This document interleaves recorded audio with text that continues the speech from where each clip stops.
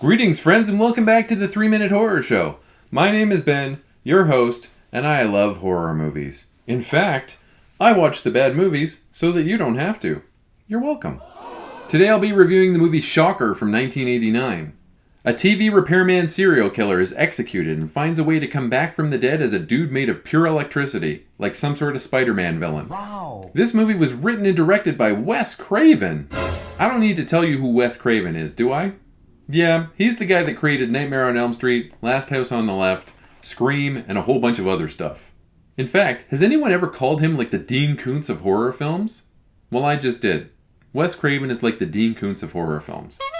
I had this poster on my wall when I was a kid. True story. Shocker is available to rent here in Canada on Apple TV, Google Play, and YouTube. But I have it on DVD. Horace Pinker, played by Mitch Pileggi from The X-Files, is a very bad guy who kills whole families. Peter Berg plays a local college football star, Jonathan Parker, who bings his head off a goalpost, and his TBI makes him dream of Pinker killing most of his family. Well, it just so happens that during this dream, Horace was actually killing them in real time. Jonathan's dad survived, though, and just happens to be the lead detective on the family murderer case. He initially rejects the fact that his adopted son, the football star, seems to be psychically linked to Pinker. How did that happen? Well, that's a secret that I'm not going to spoil. You're probably getting a pretty good idea what this shocker is all about by now, so let's talk about some other popular shockers. This shocker is a Spider-Man villain who wears a quilted suit. He also wears jaunty bracelets that can generate shockwaves or something. He is definitely a C-tier villain if you ask me.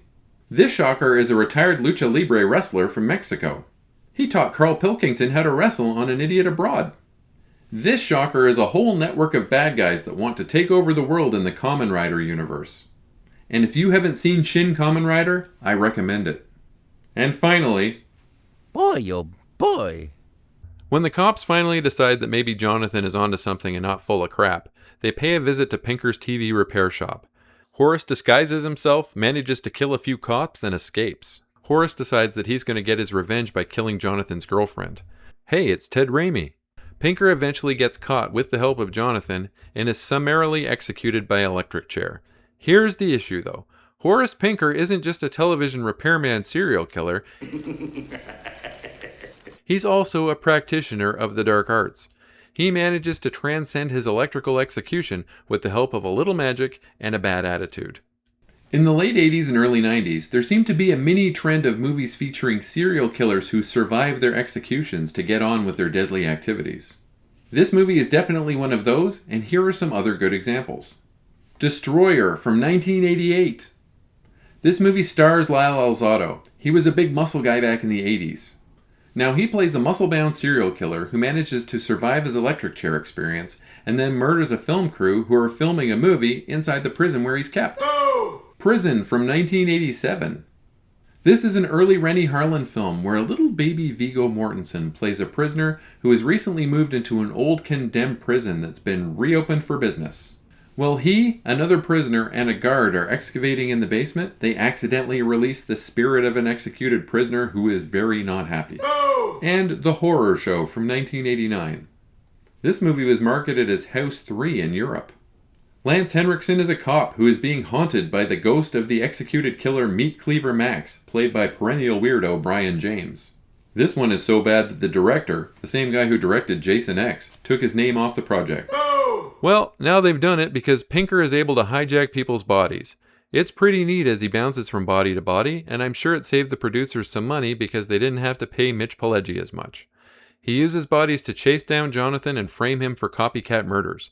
Here's the other thing, though. He can also jump into electrical lines and electrical devices, so if he's losing a fight, he can just jump into an electrical outlet.